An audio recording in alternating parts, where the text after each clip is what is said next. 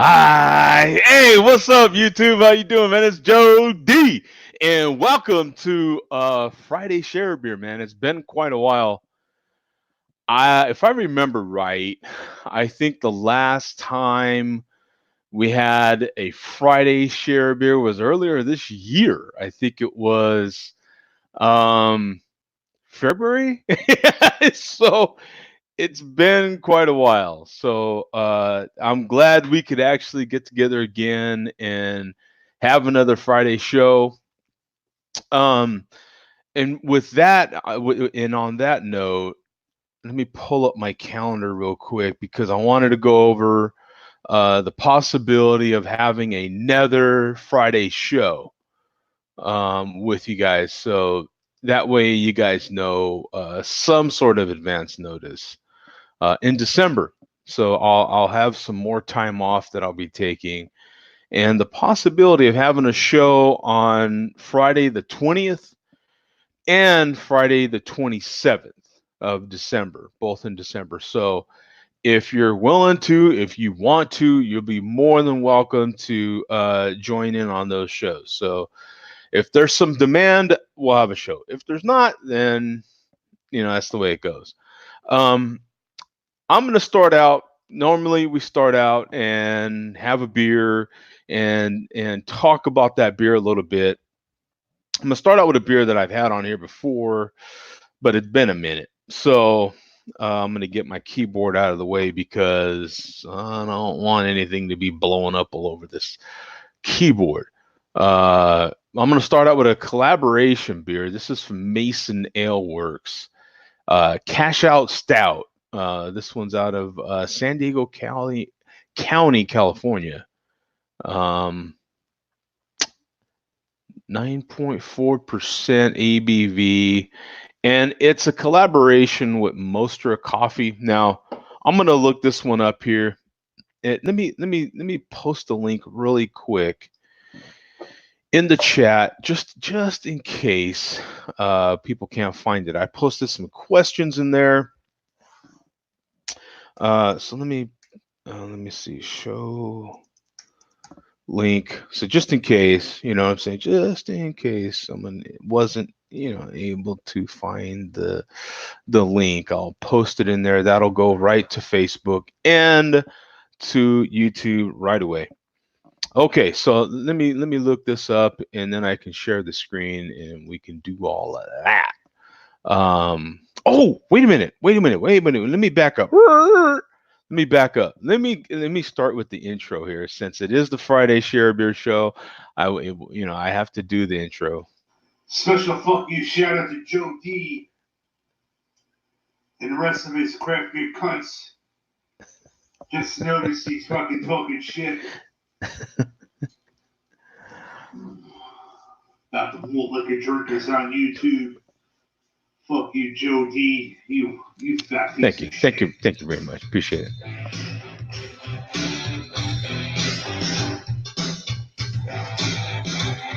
I'm the king of smoke, there is none higher. Sucker beer geeks should call me sire. Burn my kingdom, you must use fire. I won't stop smoking till I retire. Now I rock the party, I'm correct. Smoke is on time, and the beer's connect. Got the right to smoke and will elect. Others can't stand it, but give you respect.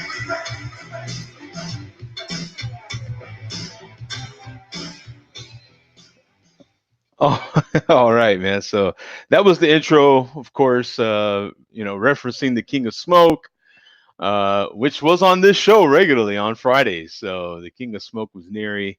Hey, Coach, what's up, man? We have Coach in the chat. More than welcome to jump in, but if you want to. Let me see. So I'm looking up Cash Stout. I said Cash Out, but it's Cash Stout from Mason Ale Works here. So I'll share the screen with that one real quick. There we are. There we are. So we've got Cash Stout. We've got 4,300 ratings on here, 26 in the last 30 days. One by me. Like I said, I knew I had done this before. Classify it as an imperial or a double, either way you want to call that, but a double stout or an imperial stout. 9.4% ABV, no IBUs rated, and a 387 bottle cap rating, which is decent, for this, not too bad. An imperial coffee stout collaboration with Monster Coffee, notes of dark chocolate, espresso, and rich malt. I'll share some pictures of this, some photos on here. I don't know if one of these will be mine or not, but oh yeah, I don't have that label. Maybe that's a new one. Mine's more like this. Although that's not my photo, I don't think. Yeah, no. Not my photo, not my photo, not my photo, not my photo, not my photo. Nope, not my photo, not my photo, not my photo, not my photo. I'm sure that's exciting, right? That's thrilling hearing me say it over and over again.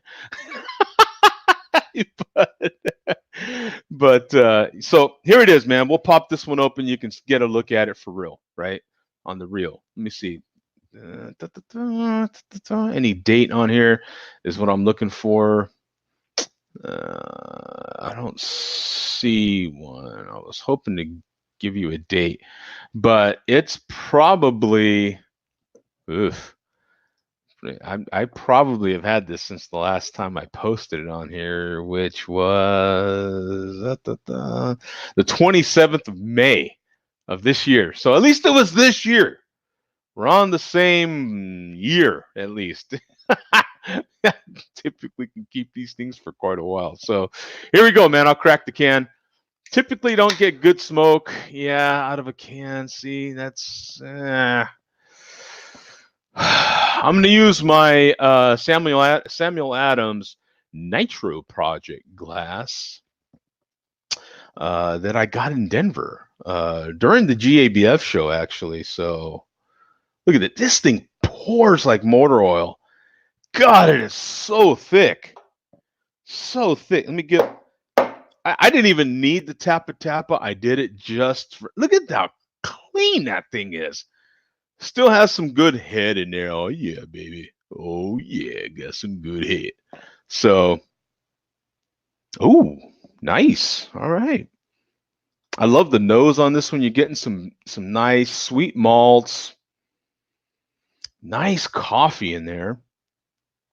I would call this more like if you're holding roasted coffee beans in your hand, or you open the container, whatever that may be. If it's in a big, I don't know, what do you call that? Like an envelope or a pouch or something, or if it was in a can or whatever those coffee beans may be in. Yeah, I'm getting that. Some chocolate. And I can get some espresso in there. Nice. Salute.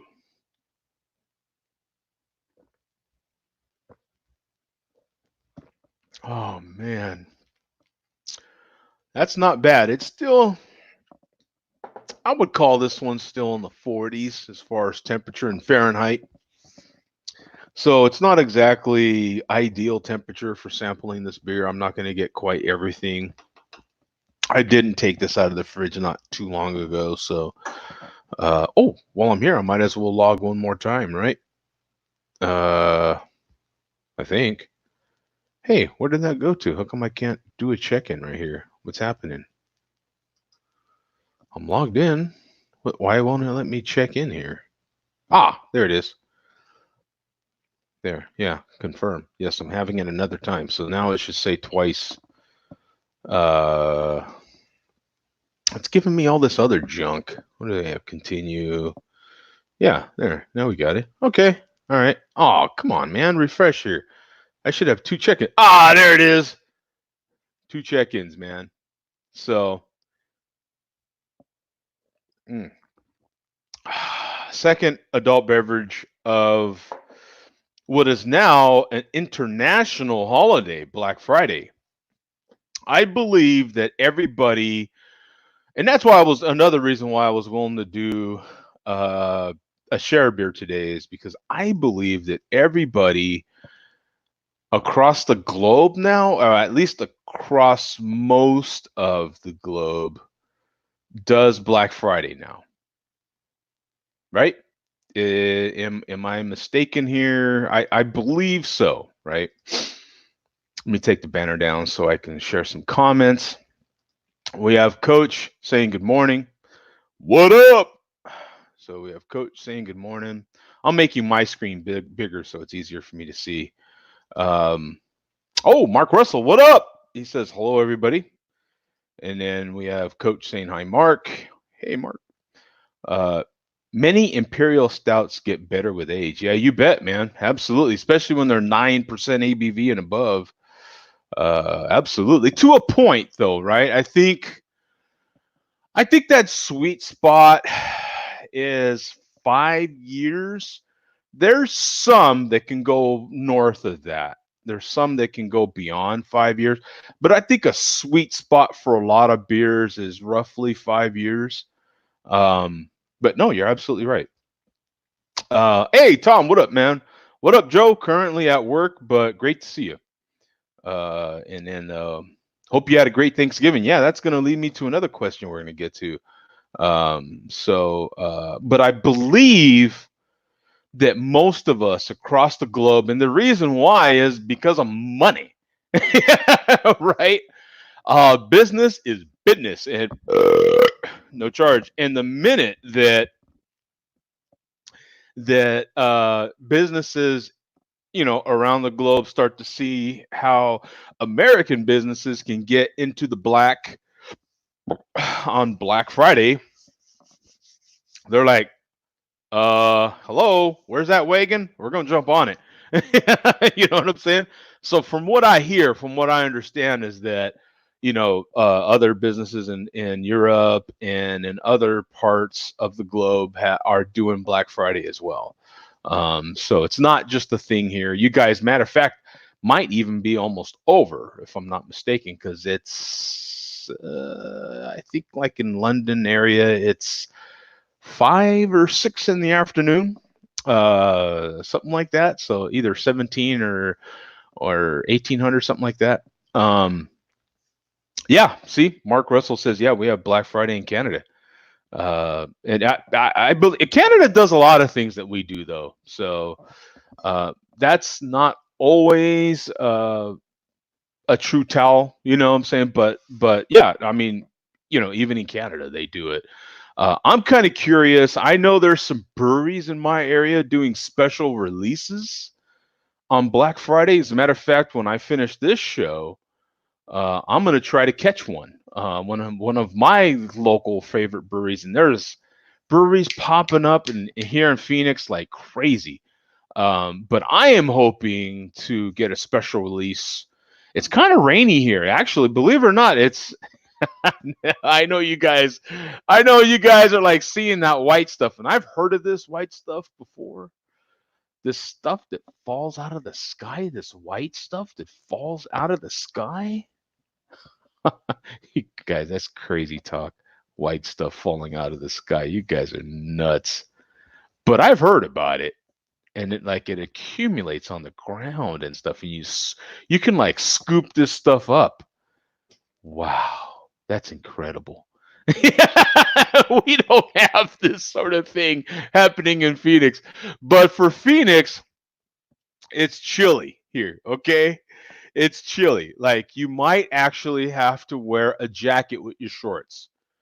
You might have to go closed toe flip flops, man. Just saying. I mean, you might have to wear socks with your Birkenstocks or something. You know what I'm saying? With your flip flops, you might have to go socks. I mean, it's that cold. Just saying. It's 50. We're supposed to have a high of like 60 degrees, something like that today, man. Whew. For Phoenicians, that is like crazy talk. What are you even going outside for when it's that cold?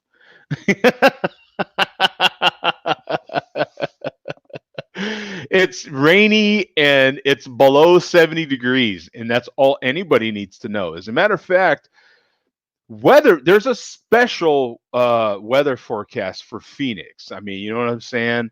Like everybody else, it's like below zero and above zero and all this sort of thing, right? You hit negative, below zero and all that.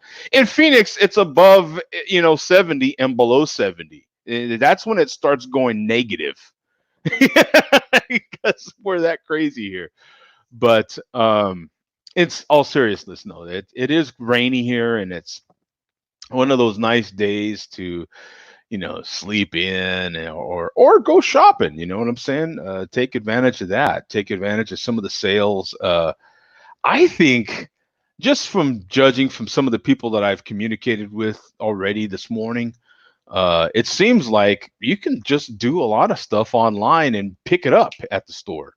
I'm hearing some of the lines aren't really even lines. Like a lot of people are going right to registers, uh, walking in the store, getting what they wanted to get, and walking right to a register. Things are that diminished. So let me know, man, if any of you guys have gone out there and you know what I'm saying, what might be happening. Um, let me know. Let me see. Yeah, we hit that one already. And then he says, try to keep people from driving to the US to shop. Oh yeah. That makes sense.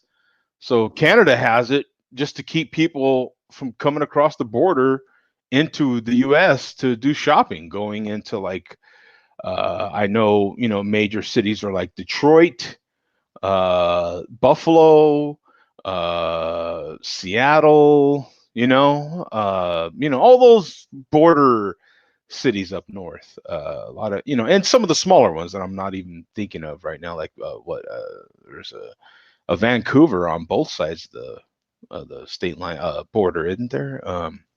So yeah, that makes all the sense in the world, man. Like I say, the minute other business and other countries start seeing American business, going from the red into the black, hence Black Friday, they're they're in business too. They're in business to make money, and so hey, let's jump on this train too, and ride that one.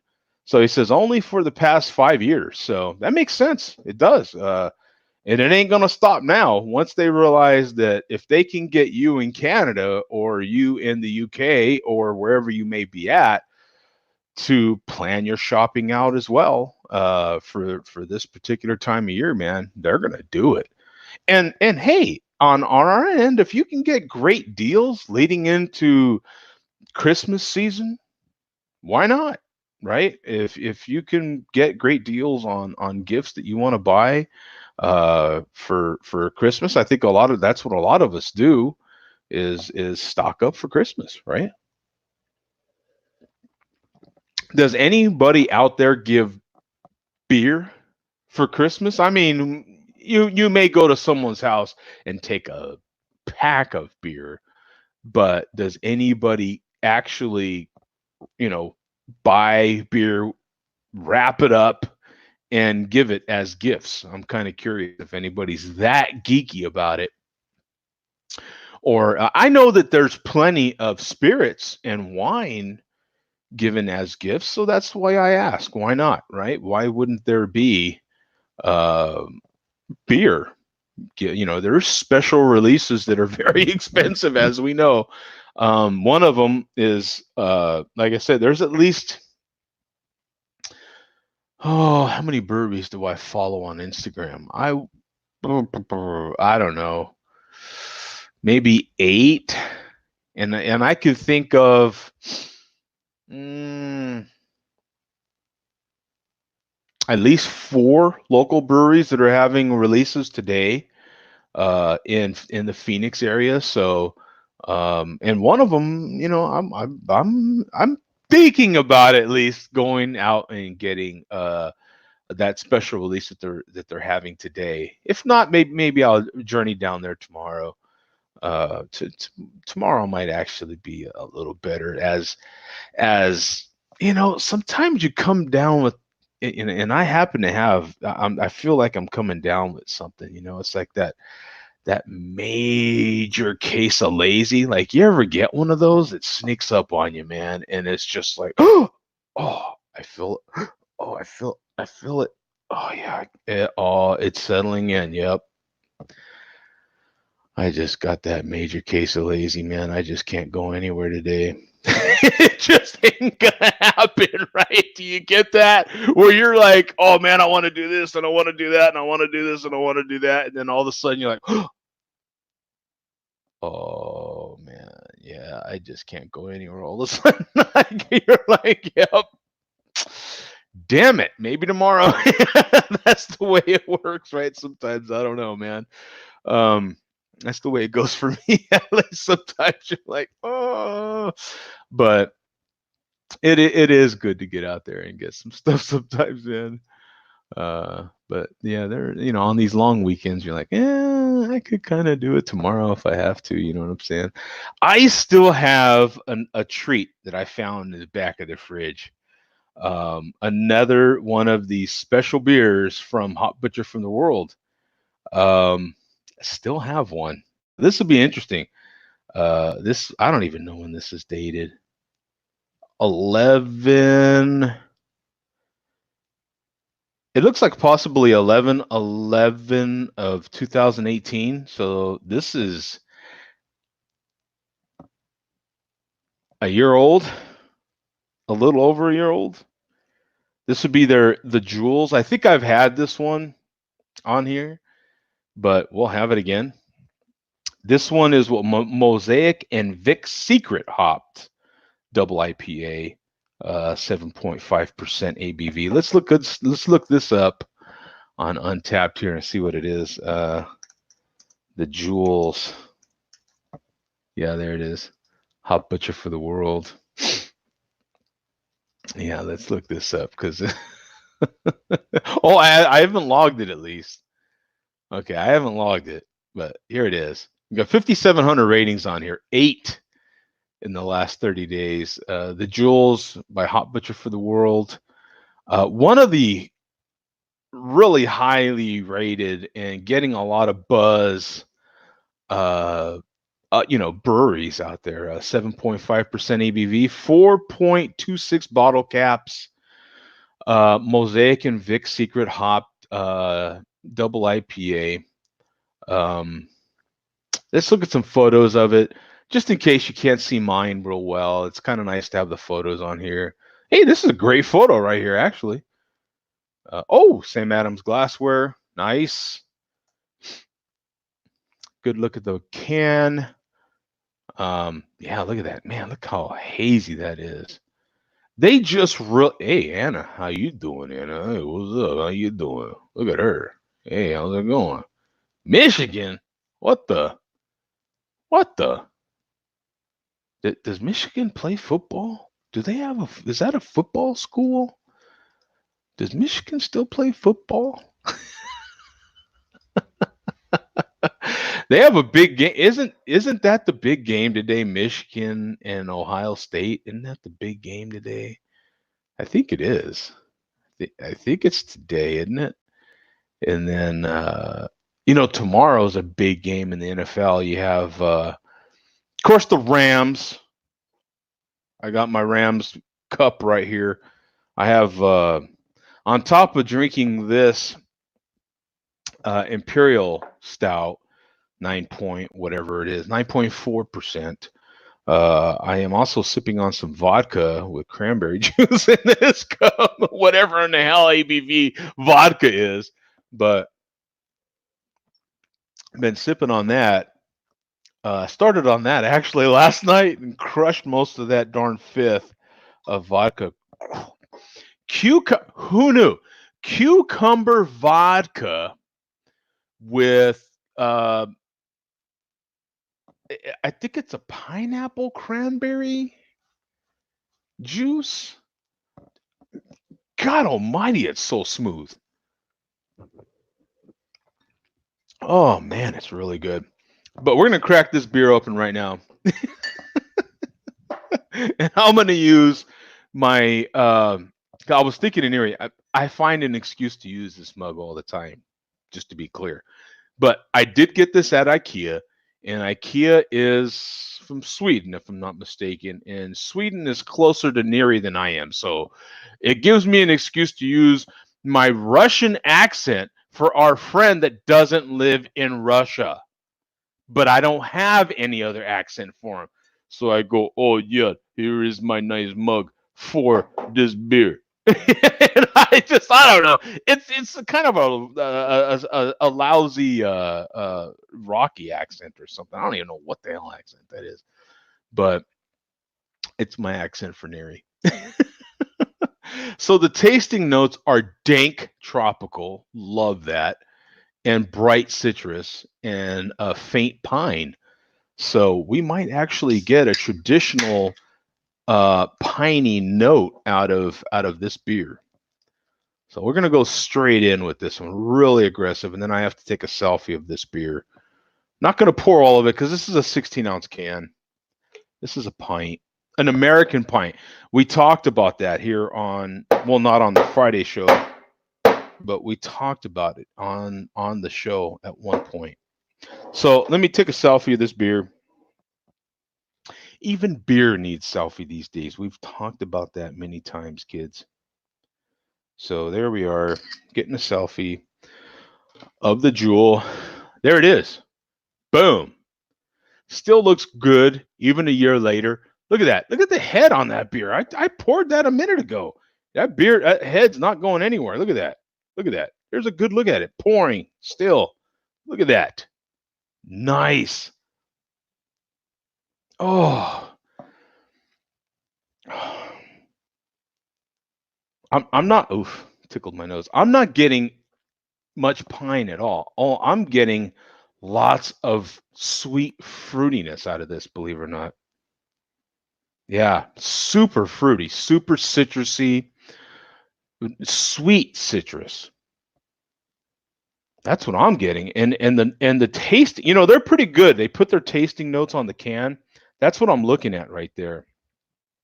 And you see how it says, if you can read that, it says dank tropical and then bright citrus, and then on the bottom here, on the bottom part of the hop, how it says faint pine. So maybe we'll taste more of that than we will smell it. But on the nose, I'm getting just a humongous citrus note. Oh man.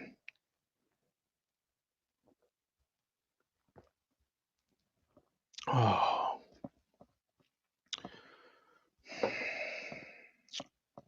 Now they're right. There is the slightest in the very back. You know what? If they didn't have it on the can, you wouldn't really even say it. But there is the slightest little piney note on the back, but barely. It is the most pleasant, smooth Imperial IPA ever, man. I mean, this is so solid. Oh man. Yeah, you know what? No, I take that back. It does have a nice hoppy, piney kind of note to it in the back, but it starts citrus forward. It starts that very fruity kind of citrus forward. Yeah, I have to take that back. It does. It does. Yeah, I have to take that back. There is a pine note to it. But man, is it good. God almighty. You know what? There hasn't hardly been a Hop Butcher for the World beer that they have sent me that hasn't been fantastic. I mean, it hasn't been one of the best hazies that I've had. There's hardly been one. And this is without exception here either. This is, God almighty, this is so good. Oh. So Tom is saying, going to a Bourbon County tap takeover tonight. Are you interested in the counties this year? Now let's talk about that a little bit, right? Let's go into that a little bit. Let me pull up another tab here and type in the Google Bourbon County. Let's go into that. Bourbon County. Yeah, variants 2019. Perfect. So let's go into this because the best way to talk about this is just to share it right away. So let's go right to Goose Island, and that leads to another story that I would. Oh, kids, does this not? You know what? I like this though. They pre-filled it in, so you can just hit go. I like that. Okay, I'm okay with that. That way I can just hit go. I'm good with that. So announcing this is something else that I wanted to lead to. So thanks for the question, Tom. I did. This was one of the stories that I was going to pull up, but I didn't know how much interest there would be in it. But I'm glad you asked the question. No charge. I'm glad you asked the question because now we can just get into it. So you do have just from the picture here, what do we have? 2, 4, 6, 8 variants. And that's just from the photo. I don't know for sure that there's just 8 variants, but I'm going to trust that of course they would take a picture of every variant they had this year. Just overview real quick. Let me just count the list they have. 1, 2, 3, 4, 5, 6, 7, 8, 9, possibly. Let me count back. 3, 4, 5, 6, 7, 8, 9. So it looks like 9 variants. Okay. Let me see. Bourbon County is always. All right. I love the subtle nuances each year brings forward. Finally, I'm sorry. We're really excited for the 2019 release.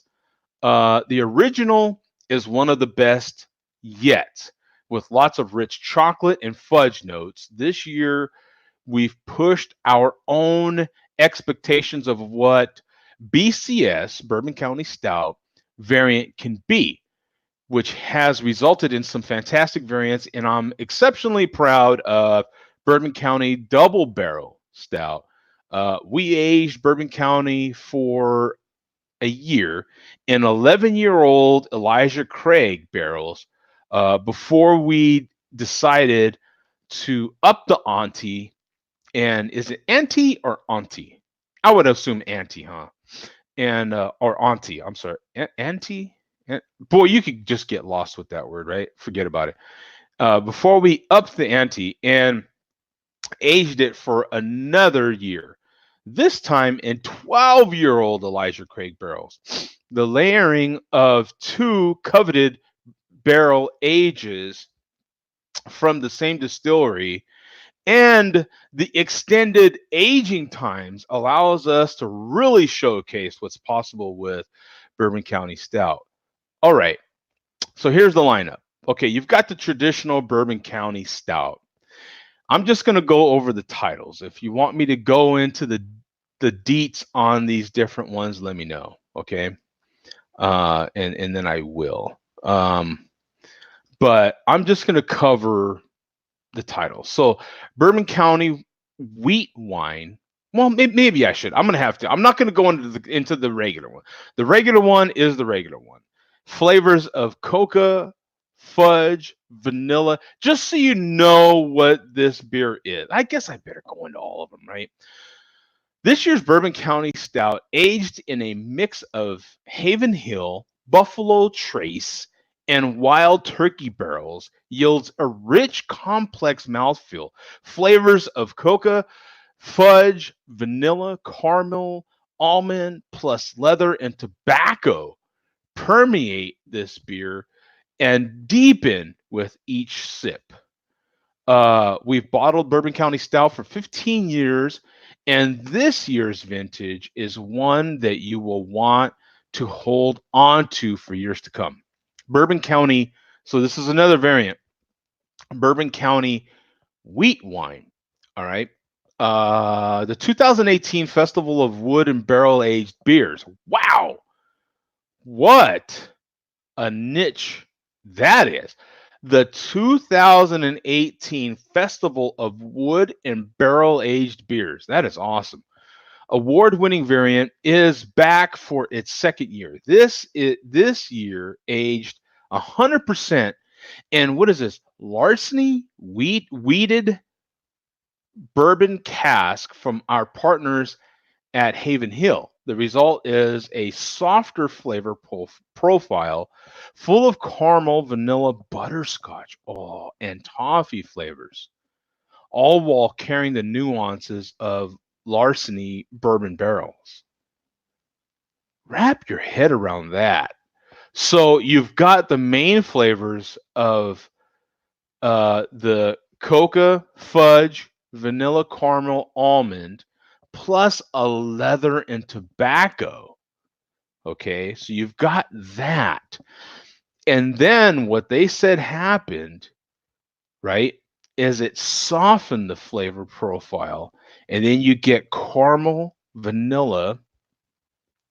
So now you're getting like a double sort of like a different vanilla flavor. So you're getting like vanilla flavorings going over each other now. Man, that's got to be really good. And then butterscotch and toffee flavors. Oh man, that sounds great, doesn't it? And this is the second year of that. How can you not want some of that? Now you've got another variant, Reserve Rye Bourbon County Stout. Our Reserve Bourbon County Stout releases showcased how premium single source bourbon barrel can influence the nuances and flavors of our original BCS. The 2019 Reserve Rye is aged in 100% Rittenhouse rye barrels, lovingly referred to as, quote, bartender's favorite rye. Risenhouse's barrels have a unique effect on the original Imperial Stout, imparting flavors of fruit and spice. Okay, that's what the rye is going to do. Reserve Rye actuates all action. Oh, forget it. All that makes Rittenhouse and Bourbon County unique. I think a lot of people have had that variant before. Maybe you have, maybe you haven't. That's not the. I don't think that's the. I think they do a different, maybe a rye barrel, but I feel like I've had that one before. Maybe I didn't log in on Untappd, but I feel like I've had that before. So this is another one. 2-year reserve Bourbon County Stout. Okay, you've got a 2-year reserve Bourbon County Stout, was aged in 24 months in 11-year-old 25th anniversary Knob Creek barrels. Raise your hand if you're a Knob Creek fan. I am. Love some Knob Creek. The barrels of this once in a lifetime bourbon delivered on oak forward, intensity, accented with subtle hazelnut and chocolate notes. Okay. Hazelnut and chocolate are flavors I love together. Does anybody buy those little square, kind of thick chocolate candy bar deals in the store? I forget. Is it called Sport? Is that brand called Sport?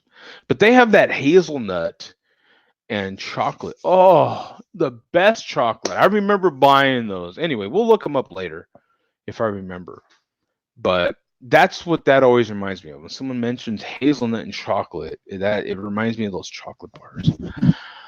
They're square. They're kind of big, but they're fantastic chocolate. And anyway, chocolate notes that complemented the flavors inherent in original Bourbon County Stout. 2-year reserve is incredibly special, and we're excited to share this variant with you all. Boy, they didn't go too much into that, huh? You know, Knob Creek, I'm sorry, is, God, I love their stuff. I'd be interested in that one as well. That's already 2 of them. So the wheat wine, And the 2-year reserve are two of them that this next one sounds like another one I might want to put on my list as well. You've got Bourbon County Cafe de Hola Stout, right? Did I say that right? Did I do that right? Did I accomplish that?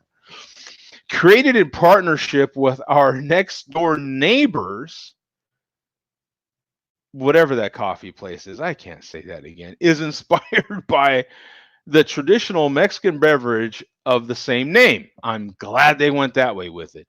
We added coffee beans and cold brew coffee to original Bourbon County Stout, and then enhanced this beer further through additions of, what is that? Cassia bark, orange peel, and what is that? Panela sugar.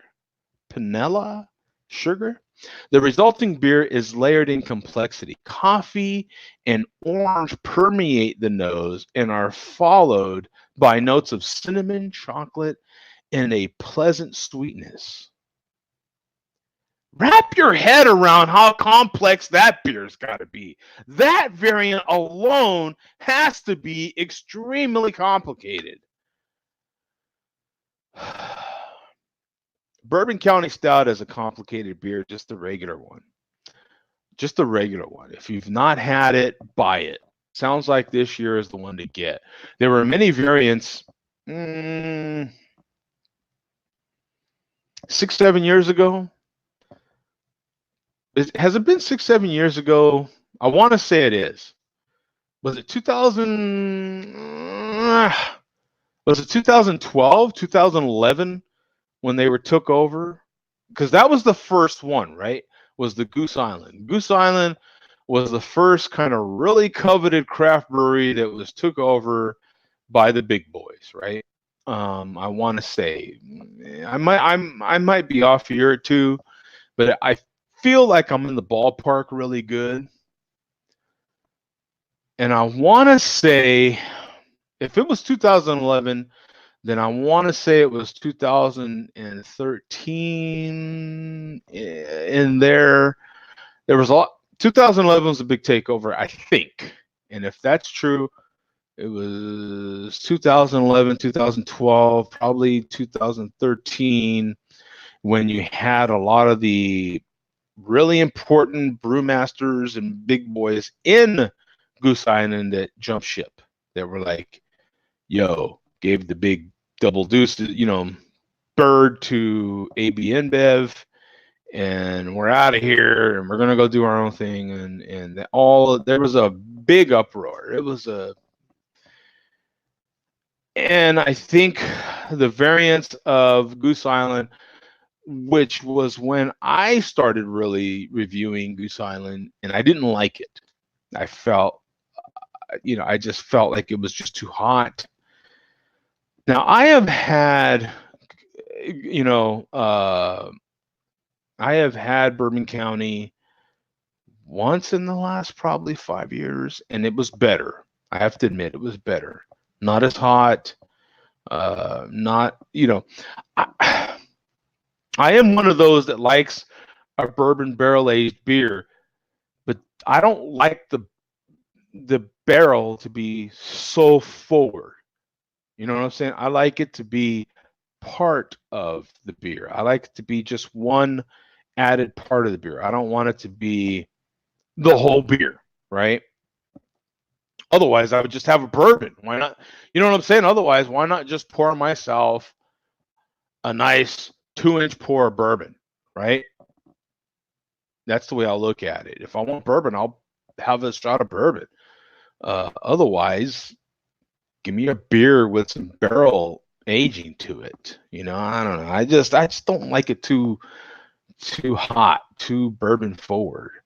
And I feel like they, at least that once in the last 5 years that I've had it, it was getting better. And then every year since then, I've heard a lot of good things. So I'm glad Tom, getting back to Tom bringing up that question, giving him credit for that. I'm glad he brought this up because I did want to cover it, and some of these variants sound really good, including that one. Now, I'm not real big on, I have to admit, I'm not like an orange marmalade guy or orange peel guy. I don't, some of that can get kind of, if you're getting into the orange rind sort of thing, it's like, it makes you do that whole thing, you know?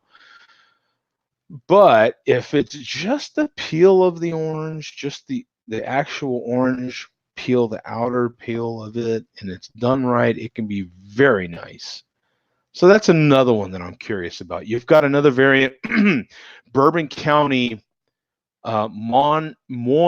I assume you're saying it like that. Mon Cherie Stout. Mon Cherie, or my darling in French, right? Yeah, if that's French, then it's got to be Mon Cherie. And I'm screwing that up, I'm sure. Someone in Canada can straighten me out. Is a love letter of from our brewer Quinn to his wife, an avid lover of all things cherry. Made with Balaton, and Why do they have that? It's made with different cherries. I'm gonna edit that. Made with different cherries, 2 different variants of cherries. How about that? That's easier for me. It's all about me here, folks. Someone write Bourbon County, write Goose Island, and tell them, Joe D said you need to adjust that. That's too hard to say. Oats and a dash of brown sugar. The interplay of these ingredients creates aromas of amaretto and almond, which are also fantastic flavors. With each sip, you'll instantly be reminded of cherry cobbler. Mon Cherie has a silky, velvety finish thanks to the addition of oats to the beer. I'm not a big cherry guy, but think about this, folks. Like, think about this. Let me go back to the original Bourbon County. Cocoa, fudge, vanilla, caramel, almond, plus leather, and tobacco. Get your head around that. Those last ones are very important. That's why Bourbon County Stout goes insanely well with cigars. If you're a cigar smoker, you are no stranger to Bourbon County Stout. Leather, tobacco. Some people will even say, dare I say, like a manure when they're sampling certain tobaccos. But it's the truth. You get these flavors in tobacco that complement a good bourbon barrel aged, specifically stout. Now wrap your head. Cocoa, fudge, vanilla, caramel, almond, plus leather and tobacco. Okay, let's go down here. Mon Cherie. Okay, now 2 different cherry variants. So you're getting a deep, complex cherry profile in there as well. You're adding that to it, right?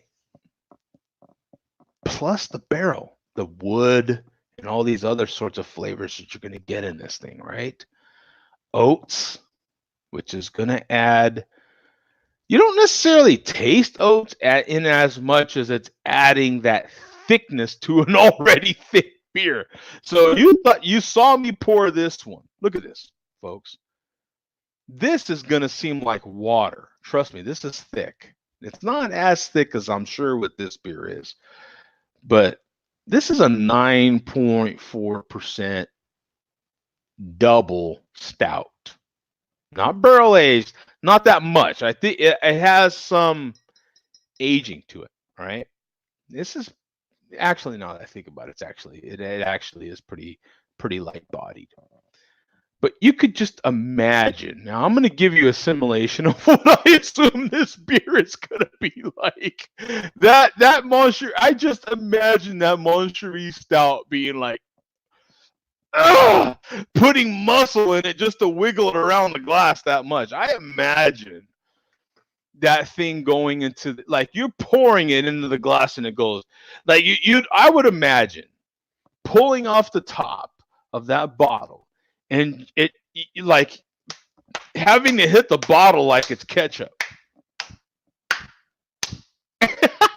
It's so thick. It's not. It's not. But I'm just saying, right? I'm trying to make a point. But wrap your head around that, okay? So you're gonna have 2 different cherries in there. Oats, dashed of brown sugar, so it's gonna be sweet. You're gonna have some sweetness in there. They said you'll be reminded of cherry cobbler. I'm not a big cherry guy. If I'm gonna have cobbler, it's peach, folks. But cherry, all right. I'm not gonna have cherry cobbler. If you made cherry cobbler, I'm a guest at your house. You made cherry cobbler for dessert. Guess what? Do you have vanilla ice cream? Because I'm gonna have me a big thing of cherry cobbler. I am fat, and I'm gonna have some. That's just the reality. I can't help myself. I'll probably get me a bottle of this. It'll probably be $20 a bottle. I don't know what it'll be, but I'll probably get me some of this. Moncherie has a silky, velvety finish thanks to the addition of oats in the beer. The oats is for the finish. Oh, yeah, baby. Oh, yeah. Just let your imagination go with that one. Let's get to the next one. Proprietors, right? I bet you didn't know I could do this much on just, what is this, 9 beers? How many beers did we say it was? Bourbon County Stout. 2019 Proprietors Bourbon County Stout is a homage. I'm sorry, I wasn't sharing the screen here, am I?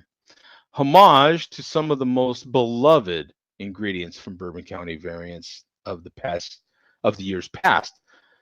Toasted pecans, coconut, coca, and vanilla mingle together to create flavors reminiscent of tiramisu. Hey, that sounds fantastic, right? Expect an aroma of dark chocolate, toasted coconut, and caramel to round out this decadent stout. We can't wait to share Proprietors with our most loyal fans in our hometown of Chicago. So that sounds like something you're only going to be able to get locally. Which is a shame. Bourbon County Stout Vertical Collection. This year, we are proud to offer Bourbon County Stout Vertical Collection. This is an opportunity for beer lovers to experience multiple years of our beloved Bourbon County Stout in a side-by-side tasting of 2017, 18, and 19 vintages of Bourbon County. Drinkers can explore every nuance and flavor between each vintage year and enhance their understanding of how Bourbon County develops their bottle over time. Okay, that explains it. So there's photos of 8 variants, but they have descriptions of 9. So that's the 9th right there. That explains it. It's not really a 9th beer in as much as it's a collection of 3 different variants of the original Bourbon County Stout, but from different years, so you can sample them, which actually isn't a fair comparison, because how in the hell can you compare?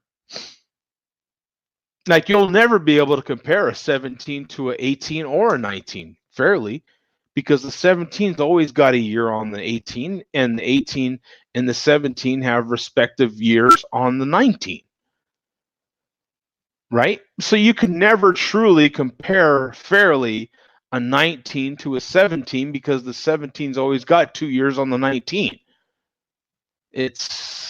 But I get it. You can at least have, you know what I'm saying? So like the 17, it seems to me, and that's from not having them side by side, but it's always a couple years more mature, and the more mature some of these particular barrel aged beers are, the better they can be. So it's going to be more settled, more, mature, more, yeah. But I get it. I understand. I might be obliged to buy all three if I had a chance, or at least like if I was in a brewery and they were like, "Hey, we've got um, a 5 gallon tap of each of these. Would you like, you know, a sample of all three?" Hell yeah, line them up. I want to try them. You know what I'm saying? So of course I would want to try it. Would I buy? If each bottle, I'm picturing myself looking at these bottles in the store, and if they're, I don't know, 12 to 15 bucks a pop, am I going to buy each variant? Probably not. Not me. I would rather get one of these others that they're offering, but you never know, right? There's plenty of people that will buy all of these variants. So the last one, Bourbon County Double Barrel Stout. Bourbon County Double Barrel Stout has a depth and flavor that can only be achieved through time, patience, and partnership. This stout was first aged 12 months in 11-year-old Elijah Craig barrels from our friends at Haven Hill Distilleries. This description sounds familiar.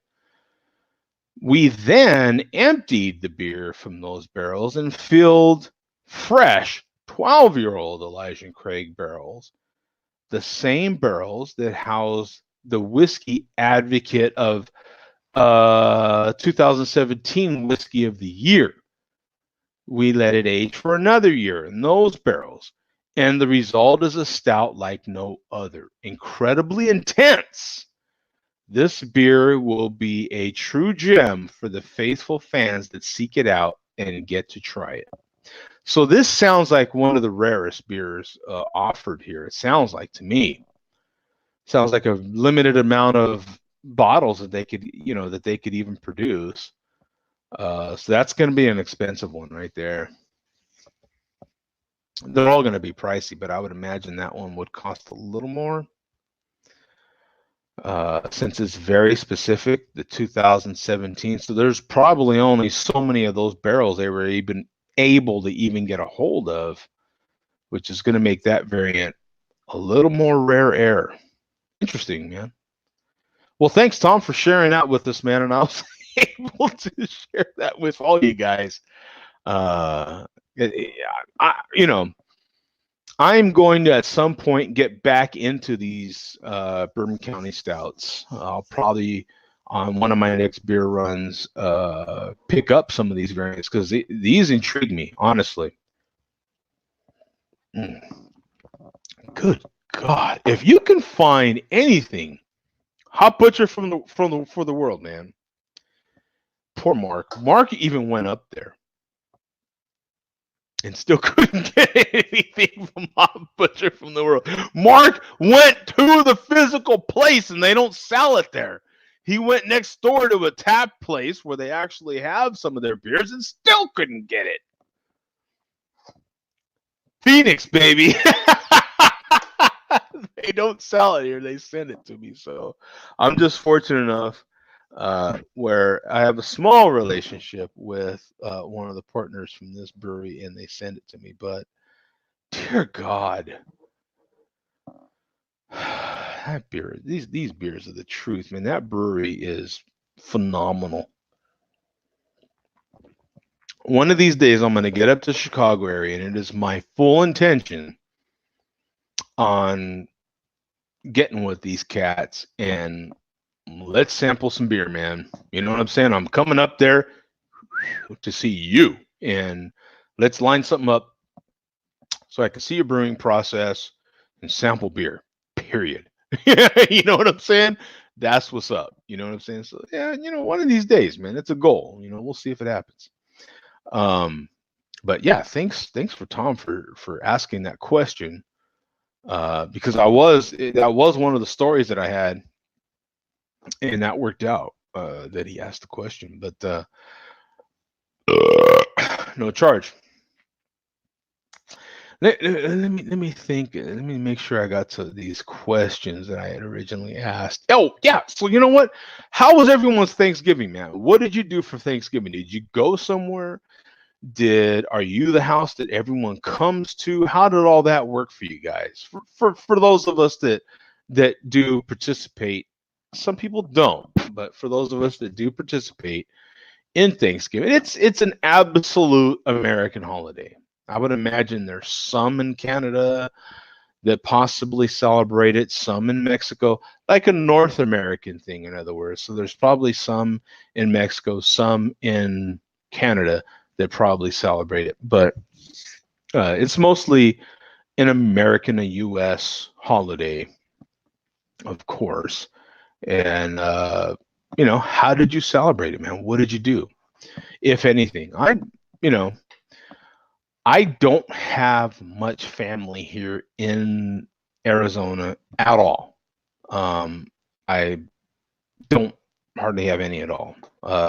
I have my mom's youngest brother and his wife, and I actually did go to their place, and I am a little into audio video stuff, so he bought a TV and Blu-ray and entertainment system. So I installed all that for him yesterday, and then we had a bite to eat, but nothing different than nothing traditional, nothing at all traditional. It was just a regular meal. It wasn't like anything. So I had went to Sprouts and bought one of their ready to eat meals, and they actually had a little turkey dinner.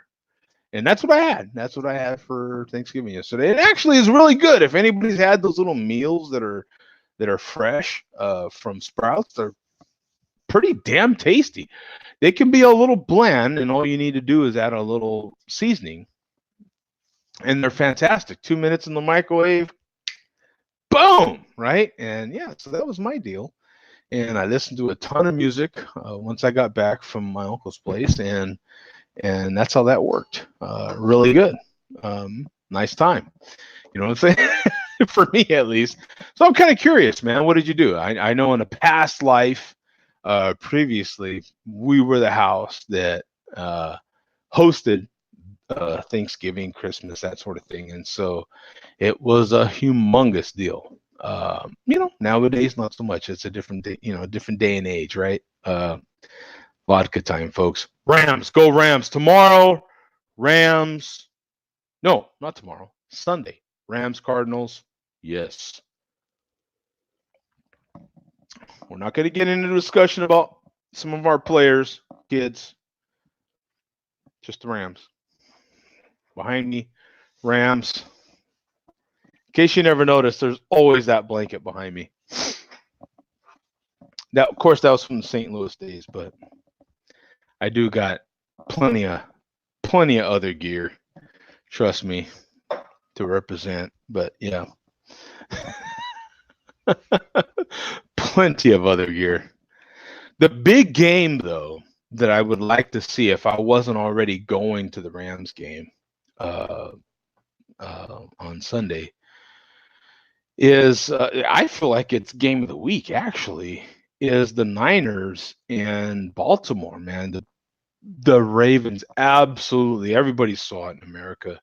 Monday Nighter, they just crushed the Rams. I mean, embarrassing, completely embarrassing.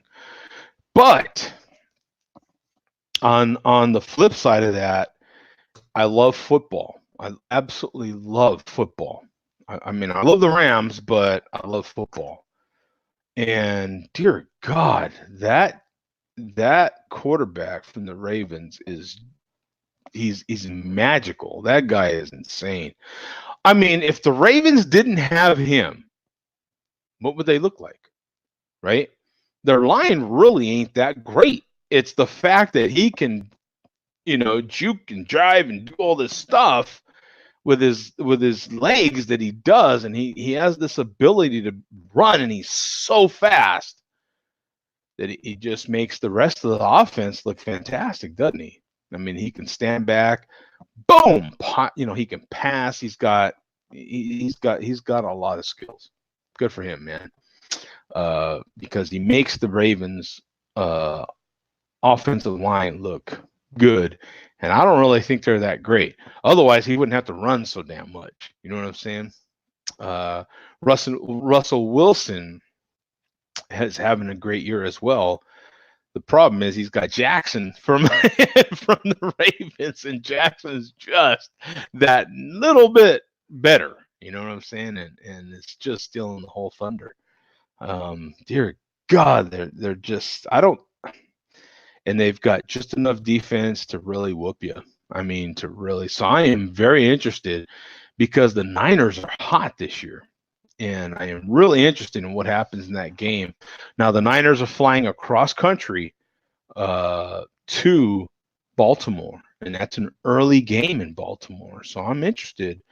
I'll get to see into the second quarter before I have to go to the Rams Cardinals game, and then I'll finish watching the game at the stadium. They do play the division games actually in the stadium, so you can watch the players warming up. I'll be watching the Rams warming up on the field typically, and they'll have the game playing because it's the Niners. They're in the division, so typically that's the way it goes. Not always, but typically. If you've not been to an NFL game, you should. Right? I mean, it is awesome. I love going to football games. Not as much as I love going to baseball games. Absolutely love going to AAA and the majors, baseball. I feel like the best sporting event to go to outside of soccer. I'll admit I have never been to a soccer game like in the UK where it really matters, or somewhere where it really matters. That would be an experience just from what I've seen on television of those games. It seems like so much fun. So I have not been. I can't speak for that. But as far as the sports that I have been to, oh dear God, I love going to baseball. Love going to baseball games. The food at baseball games is better, at least as far as our American sports. The food at baseball games is overall better. Not always, depending on where you're sitting in a stadium and all this and that. But for your average fan getting an average ticket, baseball has the most and the best and the most unique food. It's typical with a baseball park where you go to a game and the aromas of all the food are just rolling around that ballpark. It's just incredible. And I don't know. There's just something about going to a baseball game I feel like is fun. It's more family friendly than football. You'll see families at football games, but you see a lot more fights, a lot more drunk idiots at football games. And it seems like soccer is the same way. It seems like there's a lot of fights and a lot more drunken people at soccer games as well. A lot more singing and stuff at soccer games than perhaps American football, but still fun nonetheless, right? But going to an NFL game for me is so much fun, man. It's the music that's playing. I am one of those serious fanatics. I don't tailgate. I like to go in the minute the gates open. I'm that guy. I like to watch the players warming up. I like to talk to the players. I like to get the vibe from them. How are you feeling, man? What's going on? Like, you know what I'm saying? Not like they'll have these big, deep conversations. They don't. You might get a what's up. Trust me, you're not having these long, deep conversations. Baseball, you can, though. At a baseball game, depending on how much you go, I used to be a season ticket holder to some baseball games. I had great seats. I used to have third baseline front row seats. So the players knew me. It wasn't uncommon for me to go somewhere after a ball game with some players. It's that kind of deal if you go into enough games. They see you. It's a lot more intimate thing. It's pretty cool. Not on the major league, on a AAA level. It's a lot more, and you get to know these cats. So when they finally do go to the majors, um, you have a relationship with them. Some of them, not always. You know what I'm saying? Where you can actually call them, and when they're back in town, maybe they have to come down again to the AAA level for whatever the reason. Hey, let's go have something to eat, or hey, you want to come to the house and have a homemade meal, this sort of thing. It's pretty cool, man. Football, not so much. I mean, you might get a little like, hey, what's up, man, or something like that. But you can, in the warm-ups, you can get close enough where you can kind of hear their little chit chat with each other. You know what I'm saying? And that's what I like to get a feel for. How are they feeling? Like, what's going on, man? So you can get a little of that insight. You can get some of the vibe from the team. You can get an idea of because you see so many of the teams on TV, and you don't necessarily get a sense of how that player might be off camera. And so it's kind of cool. Like someone like Peyton Manning, I've seen him play a couple times, and it's kind of cool to see how they really are, at least on the field, as much as you can tell, right? But you can get a sense of how they're treated, like how they really are, like how. Like Peyton Manning, I've seen him a couple times, and man, he was all business when he came on the field. He was all business, man. He took that so serious. And other quarterbacks that I've seen play are super silly, and they do all these other little things that to me just spoke to who they really are, like how serious they really do take football. Peyton Manning is one of those that I saw took it super serious. Been fortunate enough to see some of the greats, some of the Hall of Famers play, like Aaron Rodgers. I've seen him play. I've been fortunate enough to see Brett Favre. I've been fortunate, you know what I'm saying? And you see these cats, some of them can be a little loose, a little silly, but you can tell they're still taking the game real serious, you know? And some of them, you just see the look in their eye, and they're just like a deer in the headlights, you know, like so lost. And so when you see them play, and then when you see them on TV after that, you're like, this guy don't really, he ain't really gonna be. You can just see the look in their eye. You know what I'm saying? That eye test sort of thing, where you can't necessarily describe it, but you know it. You know what I'm saying? The minute you saw it, and you're like, I can't see that guy doing it. You know what I'm saying? And there's been a number of players that I've seen just from my little instances. You know, the Niners. I have. You know, you get the Niners, the Seahawks. And the Rams, of course, are, all in this division here that come here to Arizona, and that's why I have the tickets, so I can see the Rams play every year. But you get a sense of how your team is how your team is, how, to me, the quarterback's really important. So some of the quarterbacks the Rams have had over the years, I'm like, I don't think this guy's going to work out, because you could just see the look in their eye, and they're just lost, or they're just like, they're either really not into it, or, you know what I'm saying? Then we've had other quarterbacks that were really into it, that were really serious and really, focused. And so we've had better seasons with those quarterbacks. It's pretty cool going to a football game. But the music, the energy that comes from seeing this, it's pretty cool, man. I think so. We have Joey in here, man. Cyber Monday is more safe. The heck with Black Friday. No, I feel you. And you know what, Joe? A lot more people, and I know some people that did that today. They ordered online and just went to the store to pick it up, and they said they got right to the register just like that. Or they actually went down there, no lines whatsoever. There are a lot of people in the store, don't get me wrong, but no lines. Were able to get what they wanted, with the exception of the Apple Watch that was on sale at Walmart. I heard a lot of people wanting to get that, couldn't get it because it sold out like that. And maybe it was one of those deals where Walmart wasn't able to continue. Maybe they didn't put out so many per hour. They put out literally all they had per store, and that was it. Some of them will put out a limited amount per hour. Kind of they have a limited amount, and then they put them out so many per hour to make sure that people continuously flow to the store, and there's some buzz about that you can still get this particular TV. You know what I'm saying? And so people keep falling into the store and bringing foot traffic, which is what a store's goal is. But for some items, they just apparently put it out there, like the Apple Watch, the Series 3 watches, which is the one I wear.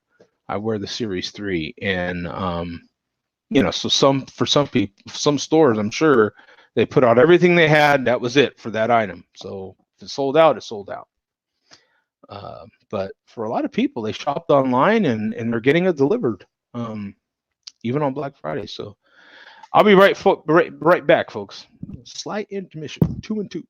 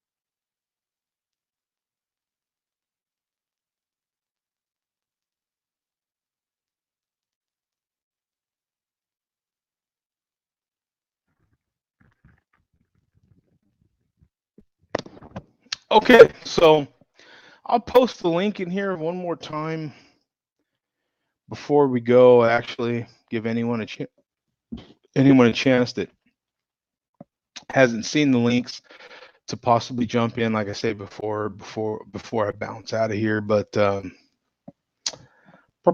oh, I do actually have one more beer. Let me sip the last of this vodka. Oh man, that is delicious.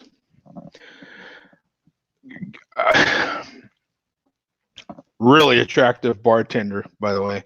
But I went to this bar, and that's how I got turned on to cucumber vodka.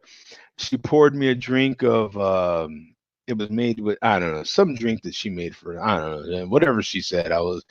She was one of those bartenders, so damn hot. You're like, I don't know, put it in a glass and I'll drink it. You know what I'm saying? That type of deal. And it happened to be cucumber vodka and I don't know, water. I don't know what the hell it was. But my takeaway was I got to get some of this cucumber vodka. And so I did. And I bought it. And so that's why I've been on cucumber vodka.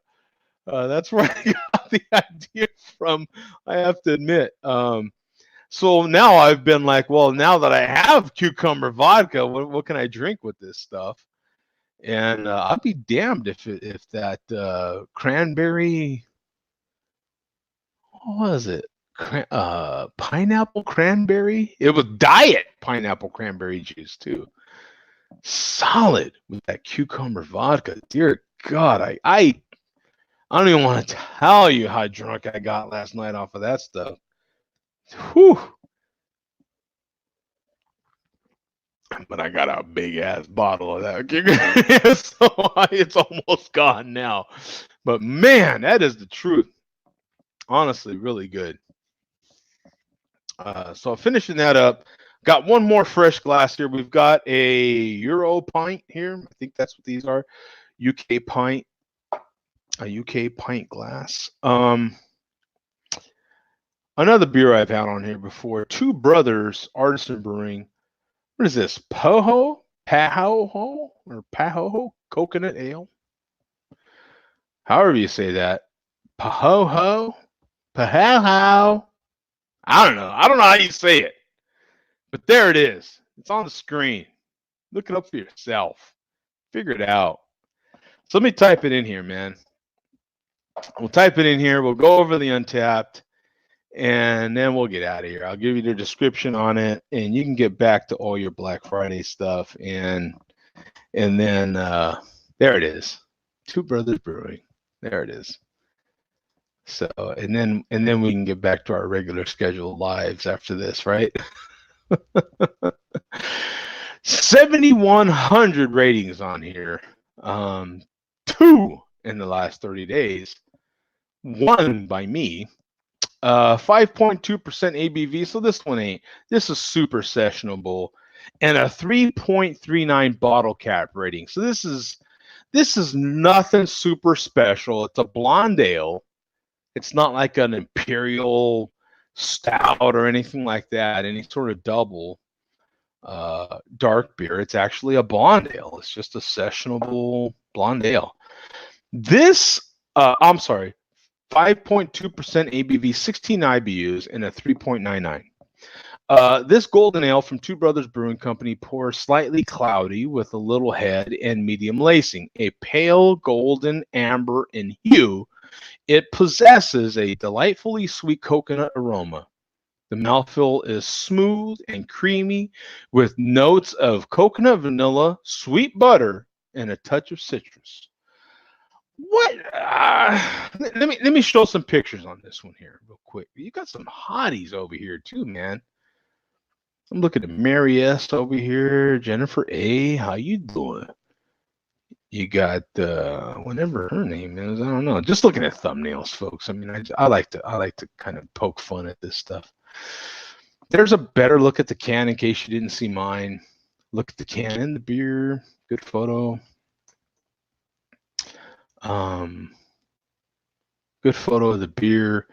And then these two guys, what are they doing? What's the story there?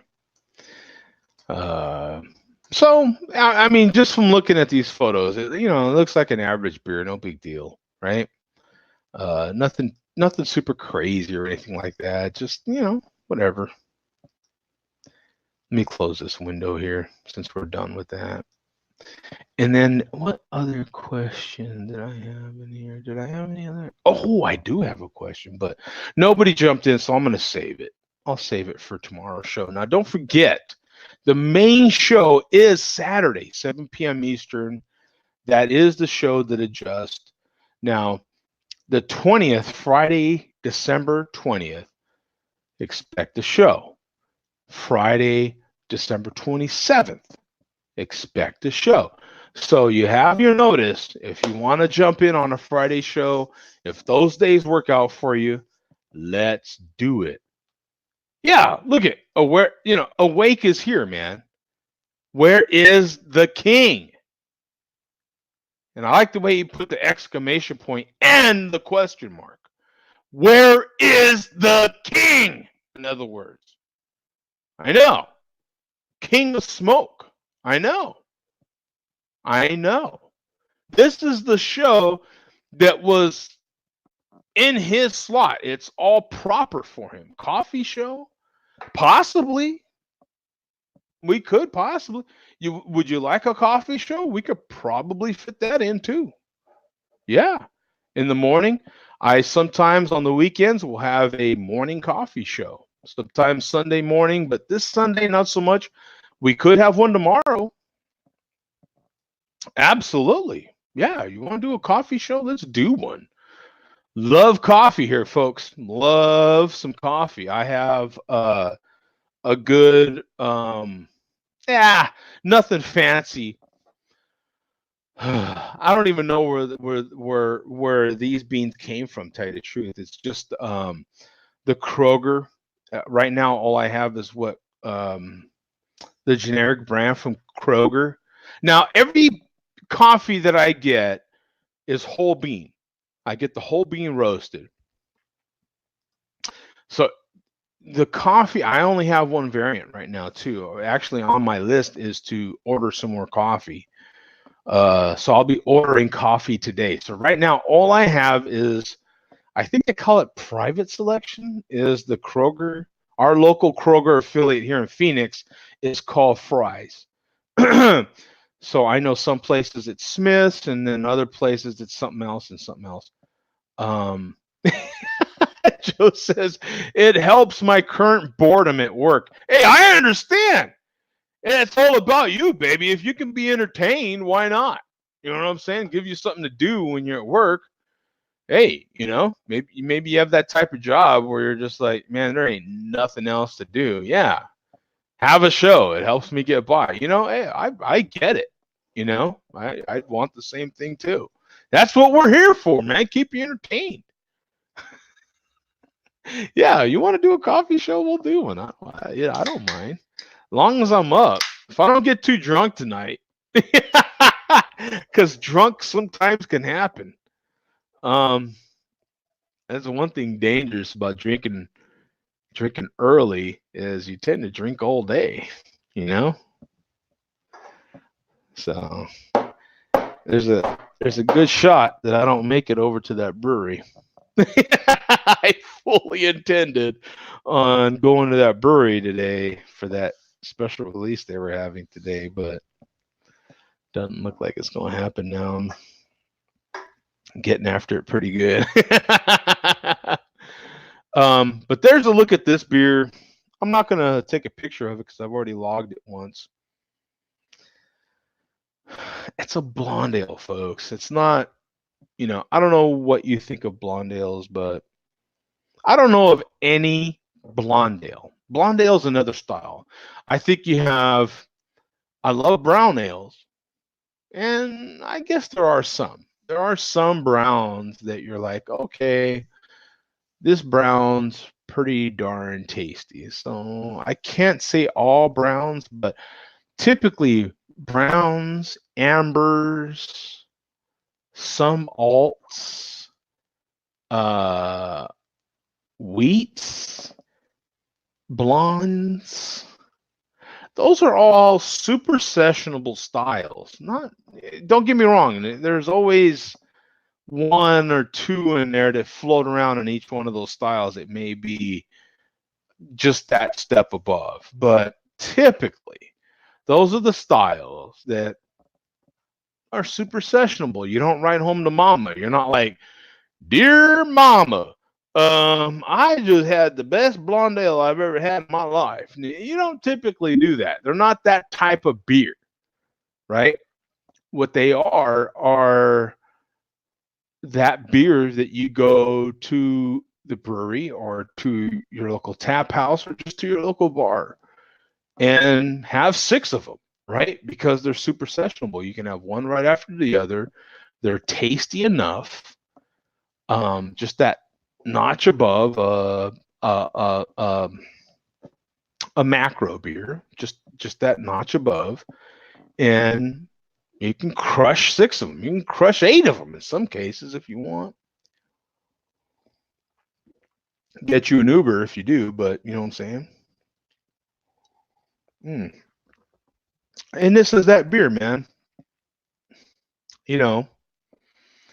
Not horrible, not super great. I ain't getting my phone and going, dear mama, this is the best beer you know what I'm saying? No, I'm not doing that. But actually what's kind of funny is I might actually recommend this beer to my mom because my mom's not a big beer drinker. And so when she does want a beer, then I'd be like, you might, dear mama, you might want to sample this beer because it's not that crazy. You know what I'm saying? But with all that said, it's just a really good, solid session beer. This is a definite going back to the Joe D old school reviews. This is, if you have one, you got to have 6 beer. It's just one of those. It's like, I'd give it a solid 1 thumb. Not horrible. Sounds like it's raining real good out there. Not horrible, but solid. I mean, out of Warrenville, Illinois. So yeah, another good one. I'm not getting any coconut though. I'm not getting any Coke in it. Now, I've probably had this beer for a while, so it's not. Yeah, 2000. Yeah, 2016. It's not necessarily fair for me to give any sort of criticism of this beer. 2016. If this beer even tastes decent for a blonde ale, then that's about all you can ask out of this. I'm not going to give any sort of criticism of a beer from 2016, for Christ's sake. Especially a blonde ale. That's not fair. But thank you to everyone that tuned in, man. I really appreciate it. We will be here. Hopefully, stay tuned. Look, if I post a show for the coffee show early, then we'll see you here. Okay. If not, we'll definitely see you tomorrow night. Unfortunately, what happens nowadays? Okay, we're on StreamYard. And let me level with you folks, okay? So for those of you that don't know, we're on StreamYard. Bring in the king. I know. I would love for Neri. It's one of the main motivations for doing the Friday show was hoping to get to see Neri and Sadiq actually. But yeah, no Neri and Sadiq. I tried to post it, and that's hopefully they'll see the video, see the video. In the very first few minutes of the show today, I made sure that I let it known that I wanted to do 2 more next month. So the 20th and 27th, those are both Fridays. I'm hoping to do another Friday show. So hopefully we'll have the King of Smoke here then. We'll see. You know what I'm saying? But hopefully that's enough time forward where you can kind of plan one of those days out. And it'd be great to see those guys here again. It really would. But just to let everyone that don't know, we're on StreamYard. We do this from StreamYard. I'm able to be on Facebook and YouTube at the same time with StreamYard, which is fantastic. They keep adding more and more and more features to this thing. I couldn't be a bigger fan of StreamYard. We're constantly slurping StreamYard, and I'll continue to slurp StreamYard until they don't have a great service anymore. But I can't see that happening. These guys continuously innovate. They're continuously asking for your input. And how did you like every single time I do anything on here? What did you think of the service? What did you think of this? What do you think of that? You know what I'm saying? And that's great. They're avid watchers of whatever is on their platform. So I promise you this show right now, if even just for a couple of minutes, and more than likely that's all it was, they get on there, they watch, they see what's happening, and then they're out. They've got a lot of stuff to do. They've got a lot of shows happening on their platform. It's a growing, very popular platform. So, but they do chime in and at least, hey, check it out, make sure everything's running right, more than likely, and just get out. Probably more than likely just for a matter of seconds. But, hey, I appreciate even that much. Right now, what they're doing with StreamYard is everything that I was more than willing to pay for with Google, but Google never took it to that level. So Google's a thing of the past. So it makes it a little more challenging when we set everything, when we switched to Google Plus, when Google Plus first started, and we set everything up in there, it makes it really challenging to get a hold of everybody now. So now I post something and hope that everyone can get in touch. I know I really need to start a web page, I guess, and that way there's a meeting place for everybody. But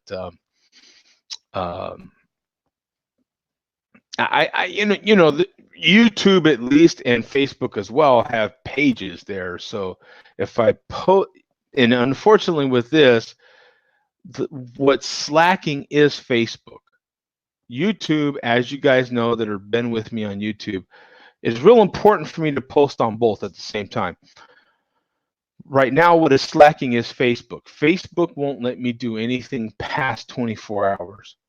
So normally in YouTube, I would post shows and what I wanted to do for the next 2 weeks. Facebook won't allow me to do that. So I have to wait until I'm just underneath that 24-hour barrier. Then I can post something. I can at least let you know. So unfortunately, at least for now, until Facebook changes the way they do things, I have to wait until that 24-hour time limit. So it forces me to wait till underneath that 24-hour time limit before I let you know that I'm going to do a show. So just hit the notification thing so that whenever I do post something, you know about it, and then you can just jump in, because I do try to post it in advance. So hopefully we'll see Neri on here. Hopefully we see Sadiq. Sadiq's an avid runner, so he might have been in some kind of half marathon or whatever, quarter marathon, whatever the hell you call them, 5K, whatever they call those things. Do I look like a runner? Does this look like something that runs? Would I be drinking at 11 in the morning if I was a runner? You know what I'm saying? So I have no idea what they call those things. I used to walk a lot, and I do occasionally still walk, but not a runner, I mean, that's part of my problem. If I ran more, I probably wouldn't be doing a Share a Beer show, for Christ's sake. I'd be doing a where I wag a finger at you, and I'd be eating oats and stuff, like whole grasses and organic stuff. It'd be that kind of show, wouldn't it? I think people that are healthy still drink, though. I think they drink like what is that, like? What are those low-cal beers? Is it Miller Lite, Miller 64 or some crap like that? What Miller Lite? Hell, I drink Miller Lite from occasion when I'm in a bar and it's cheap. I can't use that one. I got to use something else. Yeah, Joe, Facebook's slacking, bro. Joe says Facebook's slacking. It is. It is, man. Facebook is slacking. It is. What's up with Facebook, bro? They're dragging us down. Not only that, but Facebook gives time limits. Like if I post the show, I literally have to start it within that 10-minute period. At least YouTube's like, as long as you start it eventually, whatever, mañana, I like Joey. If you're not boozing, you're losing. It's 5 o'clock somewhere, and we happen to know where it's 5 o'clock right now. Right now, it's 5 o'clock across the pond. That's where it's 5 o'clock, so we're good to go. We're legitimate, Joe. Now, you may be at work, but for those of us that aren't, it's 5 o'clock over there, so we're good. You know what I'm saying? And when it's not 5 o'clock over there, it's 5 o'clock, or it has been 5 o'clock in Australia. We can always use that. Where we used to have regulars that came on this show, on the Friday show from Australia. We used to have regulars from Australia. We had regulars from Mark knows more. He has a memory for that stuff more than I do. We had a regular from Australia, 2 different regulars from Australia. Different parts of Australia. We had, I think, a regular from the Netherlands. No. What's north of Australia? New Zealand, right? Yeah. Oh, we used to have regulars from Hawaii.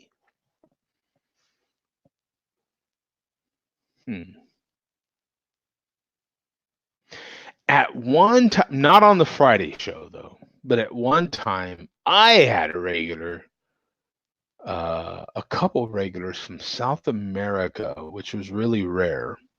We've not had too many people south of the equator. We used to have someone that jumped on here, I think from South Africa at one point.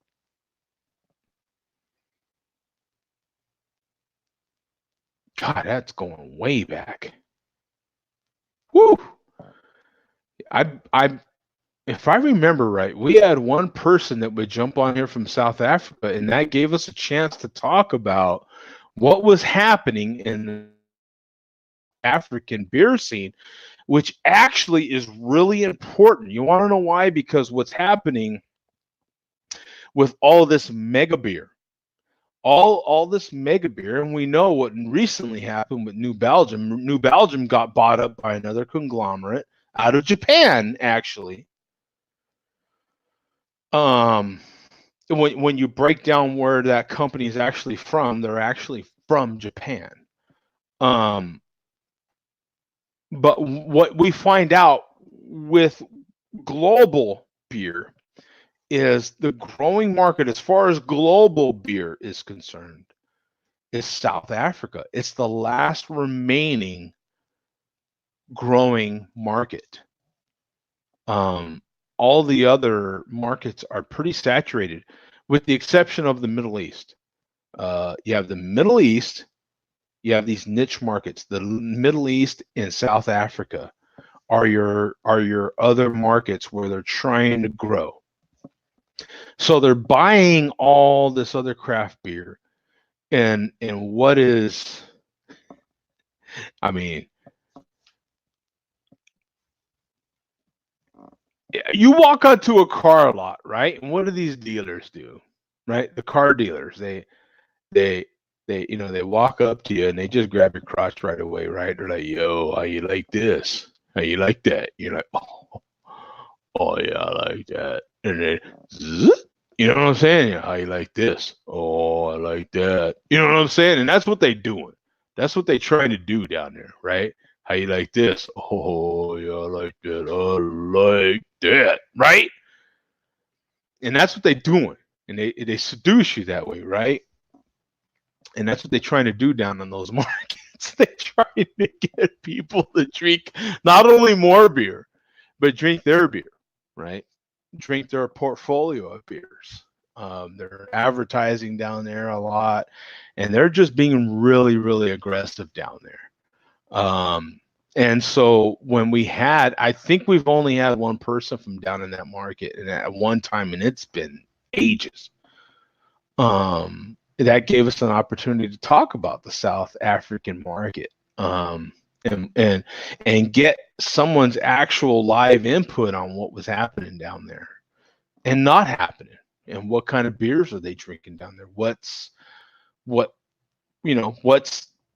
skinny? What's the real deal? You know what I'm saying? Because we hear what we all hear in our individual markets wherever you're at. You hear what you hear in the UK, you hear what you hear in Australia, you hear what you hear in the US about what's happening down there, but you're only hearing what they want you to know. So it's kind of cool to hear from people that are local down there telling you what's up, and a lot of that's their opinion as well, but it's more than we got. And so that's what's unique about this show is at different times we have people jump in live, and you're like, "Oh, awesome! What are you hearing, man? What are you getting? What do you drink? What do you do?"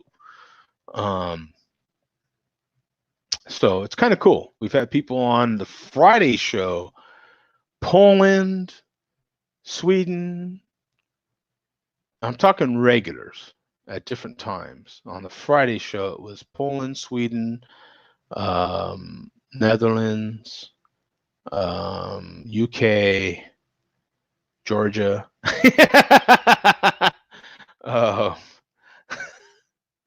Different parts in the U.S., of course. Yeah. Oh, the king is from Holland, of course. And Awake is reminding me that he's from Holland. The king is from Holland. And God, many other countries. But so much fun. We haven't had anybody from China on either show, on the Saturday show or the Friday show. I don't think we've had any. I think we've had someone that was from another part of the world that went to China. We might have had that at one point. I'm not exactly positive, but we've not had anybody that I can recollect. But we've not had anybody that was actually in China to live. You know what I'm saying? Um, I've got someone that is moving to Asia as we speak, literally. In the next day or two, we'll be jumping on the big plane to move there. But not a regular viewer of the show. Knows that I host the show, but isn't a regular viewer of the show. So we'll see. Maybe she'll she's very attractive, and maybe she'll be inclined to jump on the show. I don't know. Very aware of the show, just hasn't jumped on. So we'll see. Maybe we'll have our first regular from an Asian market. That'd be awesome to actually find out. I've had subscribers that are, of course, in Asia. I used to have a regular commenter that was in Japan, and different parts of Asia, but not China. As far as I know, not China. How awesome would that be if we had a regular that would chime? What time is it?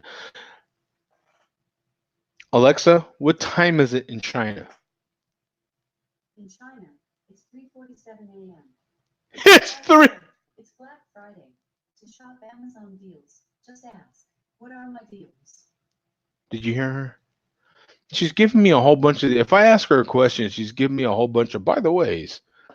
Just this week, there's all these by the way things. I asked her to turn off, the lights in my kitchen, and she was like, by the way, you have these lights on and these lights on and these lights on. Really? Yeah, shut them off. Thank you very much. You know what I'm saying?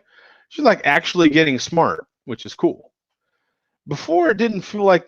Did you feel like your voice assistant, a voice assistant was genuinely smart? They call them smart devices, but I never really feel like they're smart. They're just programmed differently, right? I felt like it was always still some program, but they're actually doing these things that do have some intelligence to them. Lately, they've been implementing, and I did happen to buy that new Echo device that has the clock. So I bought the new Echo Dot with the clock in it, not realizing all my Echoes in the house are all the black ones, charcoal gray, whatever they call them, the darker ones. Not real. I bought that one because they finally lowered the price down to $30, I think it was. I bought it not realizing that it was white, basically. So now I don't really know where to put it. I bought it because I thought it might be a good idea to have one with a clock in certain parts of the house, but I don't know what to really do with it. No, I just took for granted that it would be, this whatever they call the black one. But it's not. So I'm like, Have any of you used how many Echo devices do you have in your house? Oh, Drunken One. What up, brother? How you doing, man? Says, hey Joe, hope you had a great Thanksgiving. I did, man. I had a good one, man, and I'm above ground, which is I think a good thing. I think it's okay. Some people would disagree with me. Right? There could be an argument for being above ground is good, because the people that are below ground are pretty much done. Pretty much. Not always, but pretty much done with current status quo, right? They're done paying bills. They're done paying taxes. Like, you're pretty much done. Pretty much, because not always. Sometimes even in death, you still gotta pay. Right? But yeah, I think I'm okay, man. We haven't seen Drunken One in a while. You know what? As a matter of fact, he was one of the ones on the Friday show. Good to see you, brother. Good to see you, man. If you're able to see one of the links, you can jump in real quick if you want. I know I said that a while ago. Oh, he says I have 2 of those Echo things. Yeah, I'm kind of curious how many people have some sort of voice assistant in their house, whether it be Google or whether it be maybe you have one of their Amazon Apple Siri devices. I have an absurd amount of Echo devices in my house. You don't even want to know how many I've got. I've got, oh dear God, probably a dozen. Probably. I've got multiple stereo pairs. I've got the Echo Link. I've got one here next to me. I've got that one that's in the box now with the clock. I haven't even unboxed it, for Christ's sake. It's still sitting over there in the box. I'll get it in case you're not aware. Hold on.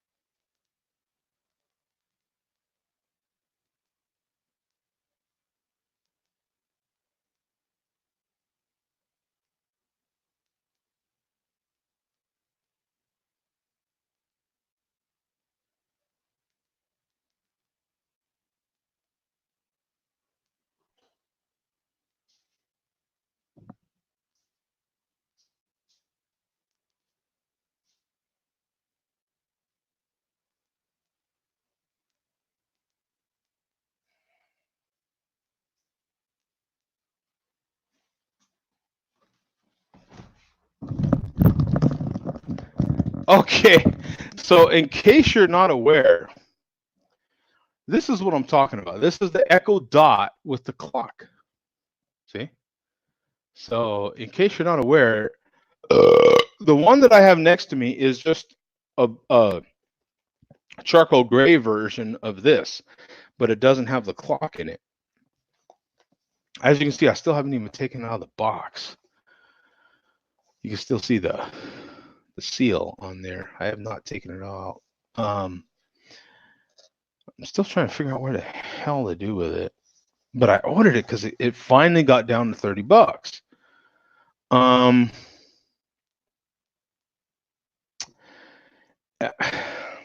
I kind of think that all Echo Dots should have a clock, and they shouldn't have charged more for that. I feel like, why in the hell did they charge more for that? I feel like they all should kind of have a clock.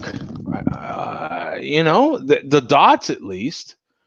And why in the hell didn't they come out with the white and the charcoal gray? Like, why just the one color? Because you can see this one's white. Whatever color's on the box is what you're getting. And that's the color I got. And the hell am I supposed to do with that? I have so many of these damn Echo devices. I've bought them in the past and literally not opened them and sent them back. That's how many of these damn things I've bought. I'm that guy that's ordering. So I still trying to figure out what the hell I'm going to do. I do have another room that I think where I currently have an Echo Dot. And there's times in there that I would like to see a clock. So I think I bought this one thinking that I can order it while they're still at a reduced price. So if I like it, that, okay, there's kind of 2 places I'm thinking. So if I like it in that spot with the clock, then I'll just buy another one. Oh, yeah. So Drunken One says $22.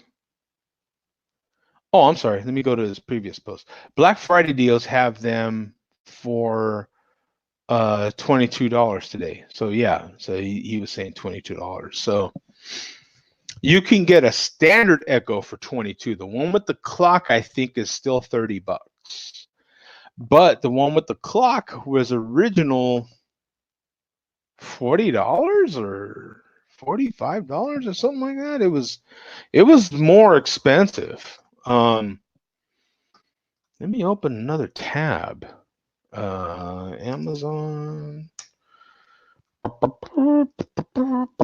Amazon pops up quick, trust me. Yeah, so right now you can get a standard Echo for I'll share the screen with you real quick. That way you can see what I am talking about. There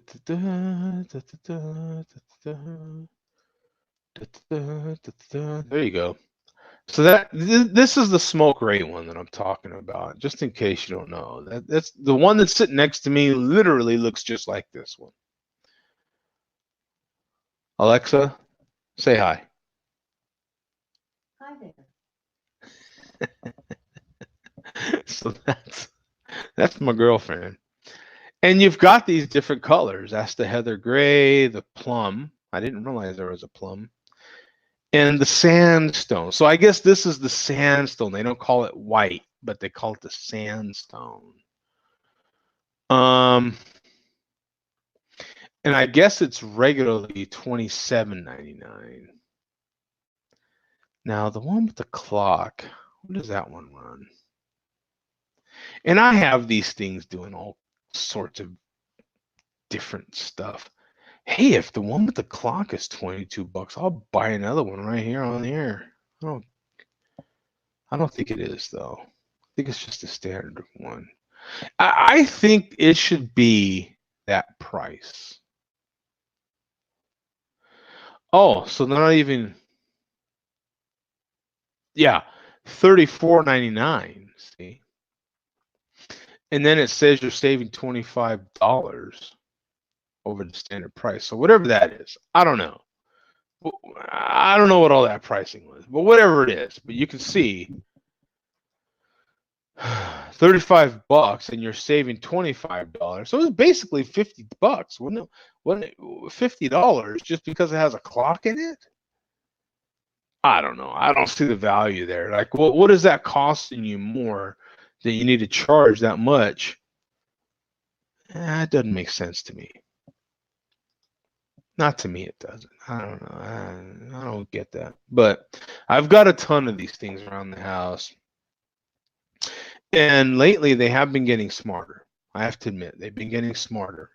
Like I said, she has all these by the way things she's been telling me. So anything I ask her, you know, she's been, oh, by the way, blah, blah, blah. Really? Okay, cool. You know, I can let you know this and I can let you know that. Would you like me to do that? And well, sure. Why not? You know what I'm saying? It's kind of cool. So I dig all this stuff. I do. I have it set to where my doorbell rings. You know, you can hear it instantly on every single Echo in the house. It's impossible to miss someone at your door because it will tell you on every single Echo in the house. Yeah, someone is at the door. Dong dong dong. Someone is at the door. Dong dong dong. Someone is at the door. Dong dong dong. Someone is at the door. You're like, okay, stop already. Stop. You know, stop. So, in any case, man, before I get out of here, I know I said that at least a half hour ago. Before I get out of here, though, for real, what is everyone watching on TV, man? What are you watching? What series are you watching? Do you find yourself, I want to ask you this question. Do you find yourself with like, you don't know what in the hell to watch right now? There's so, in no other point in time has there ever been so much video to watch ever. Right now, we are in an era where there is never been as much video to watch ever. It's a historic point in time that we are living in. It's pretty cool. I think it's pretty cool. We are able to watch so much stuff that you can't even keep up with it. And now with ESPN Plus, um, Hulu, and Disney Plus being offered as a package, you have even now that much more content. And then roughly what, a week before that or so, you had Apple TV Plus. How many people have signed up for any of those four services? I have. I've signed up for the big Disney Plus app, Disney Plus, ESPN Plus, and I already had Hulu, so I signed up for that whole package. Anybody else sign up for that package? I did. Um, Disney's Disney Plus is pretty damn nice. I have to admit, I'm not a huge Disney guy. I'm not a huge Star Wars guy. I'm not a huge fan of that where I was automatically going to do it. There's some people close to me that are, and so that's why I did it. Plus, it was a decent value. I already had Hulu, so it was like, well, why not pay the difference to get these other two services, meaning Disney Plus and ESPN Plus. I'll start with the lesser of those three. I think the ESPN Plus is the lesser of those three. You do get some live sports, but it is a very distilled version. It is a very cut back version of ESPN.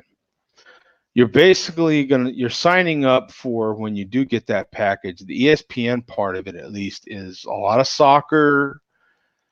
It's a lot of sports that aren't necessarily as popular. You know what's funny is I was a high school wrestler. I wrestled in high school. I loved wrestling in high school, and there's a lot of wrestling in ESPN Plus, which is cool to me. I mean, I haven't seen wrestling in ages, so it's cool to me to be able to go in there and watch. I'm not watching a whole crap load, but I might watch, one particular set. There's a lot of that sort of thing in there. So you're going to get college hockey. You're going to get a lot of these other things, a lot of college sports, some NBA. Anything NFL is going to be kind of a re-tape sort of thing. So not a whole lot of live NFL, but NBA you can get on there. You can get, I don't know about the baseball. I mean, I signed up after baseball was already over, but hockey, college hockey, soccer, women's basketball, men's college basketball, college football, you know what I'm saying? Those sorts of things are on there. But one thing you also get is ESPN's documentaries, TV series, all these sort of things. Peyton's Places is actually a better series than I thought. Peyton Manning has a series on there that I think is really good. All the ESPN 30 catalog is on there. So that's worth watching.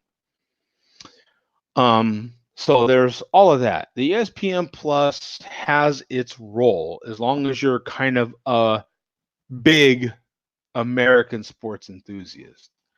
Hulu is what it is. Hulu, if you're already a subscriber like myself, I was already a subscriber to Hulu, mostly because of Seinfeld. Once Seinfeld announced that he was going to they were putting the whole catalog of Seinfeld on Hulu, I signed up for Hulu immediately with no commercials. So that is the reason I have Hulu. Now Seinfeld, I think is it the end of 2020 or the beginning of 2021, made an agreement to put all their stuff on Netflix. If Hulu doesn't change what it has on there, you're going to hear a huge sucking sound of people leaving Hulu, because it's literally the only reason I have Hulu is because of Seinfeld.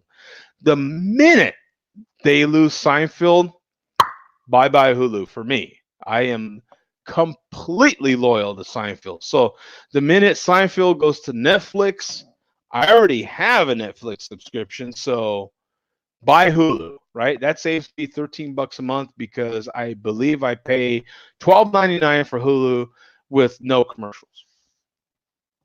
But with that said, Hulu does have its own series on there. Hulu does pretty much have whatever's on American television available to you on demand the next day. Disney Plus has proven to me to be more valuable than I thought. I'm not a huge Disney person. I'm not a person that goes out of their way for any sort of Disney movie or any Disney series or anything like that. What I didn't anticipate though is that there's plenty of Pixar stuff on there. There's the whole catalog, and I do like some of. I love animation, and I've always loved animation, and so the Pixar catalog, of course, is very valuable. And if you're a home theater person, if you have a home theater, I don't necessarily get into the movie in as much as I want to hear the sound effects. So sometimes I would buy a particular Blu-ray just because I wanted to hear sound effects. I wanted to hear what that sounded like on my particular home theater setup. It's a lot of fun. And so now with the subscription to Disney Plus, I don't, a lot of the animated movies from Pixar are phenomenal with home theater because they have really good soundtracks, really good sound effects. So that's an added plus to that. And then on top of that, I've always liked shorts. I like short animated film. And I didn't realize that they would have their whole animated short film. They have a whole section for it in Disney Plus. I love animated shorts. So I've been watching that quite a bit. So to me, that's been worth it. Apple TV Plus. If you have not at least checked out the free preview, I think they give you a week for free. If you've not checked that out, check it out. There's some great series in there. There's some great movies in Apple TV Plus. Apple has been all in on movie production and TV series production with their Apple TV Plus service, and it shows because the stuff that has been on there has been really good.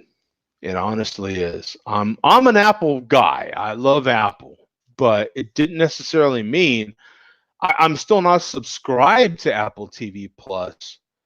But they do give you, at least as far as the series go, they do give you the first 3 episodes of some of these series for free. So you're able to really dig in deep enough with some of these series that Apple TV Plus has. You're able to get in deep enough to where you're like, damn it, and you plunk down the money. One of my benefits to one of my credit cards is that I get Apple credits. So I get an Apple gift card. One of my rewards on my credit cards gives me Apple rewards points. So I've been fortunate enough where I have enough Apple rewards points to buy some of this product that's on Apple TV Plus. And so that's how I've been checking some of this stuff out that's on Apple TV Plus. You could sign up, however you figure out that it works for you. But I do. That's my angle on it. I have a credit card. One of the benefits from that credit card is they do give me gift cards for Apple. So I'm able to scan that in with my phone, and I get, credits on Apple. So I've used those credits for Apple TV Plus, and it works out. It's a pretty nice deal. Not only just some of those series and the movies look incredible. They've done a phenomenal job with the sound effects and the visuals. I mean, it's stunning. It looks incredible. If you have a 4K Apple TV, you can't beat it. What's also nice is that the Apple TV app, this is all kind of confusing, but the Apple TV app on the Apple TV 4K acts as a central hub, if you will, for a lot of your video content. So it'll act as a hub. So you can go to just that one app and it'll act as a hub and show you what's next and all these sort of things, and show you where you left off with your Disney TV Plus, with your Hulu, your ESPN Plus, with your Prime Video, and a few other services as well, with a few other apps as well on the Apple TV. On my Fire TV stick, which is, of course, through Amazon, you can download the Apple TV Plus app, but it doesn't manage all these other apps like it does on the Apple TV. If that's not too confusing. Amazon itself on the Amazon Fire TV Stick 4K, I don't know, they gave this huge long title to this darn TV stick. It's really good. It's really good. Hey, Hans is on here, man. What's up, man? He says, hey, dudes. And then Awake says, hey, Hans. But Amazon does a decent job of trying to manage this stuff within the Amazon stick. And Drunken One was mentioning how the Echoes are on sale. So is that Amazon 4K stick.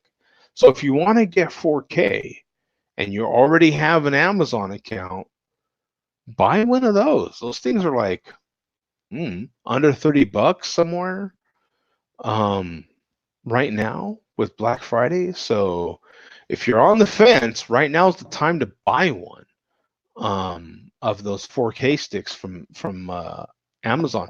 They're really good. If you were wondering whether to get the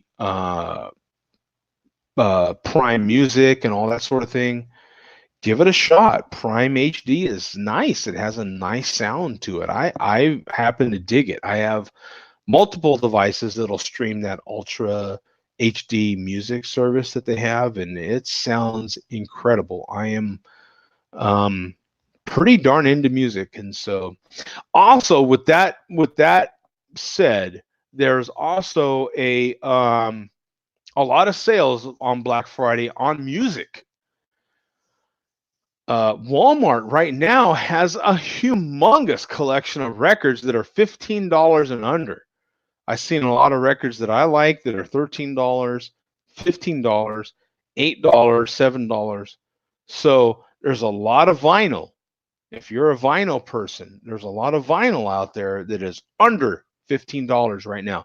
So if you're a music person, some of the stuff that ain't going to sell out right away is, records. So music is one of those things that a lot of people are thinking, Blu-ray disc and, Blu-ray disc players and TVs and games and actual games themselves and the game consoles and all those sorts of things are what a lot of people are thinking about. Maybe earbuds and all those sorts of things, earphones. Not a lot of people are actually thinking about music, and music is also on sale, whether it be if you like to buy MP3s, if you like to buy CDs, if you like to buy vinyl like myself. there's huge sales on vinyl right now. One person is Walmart.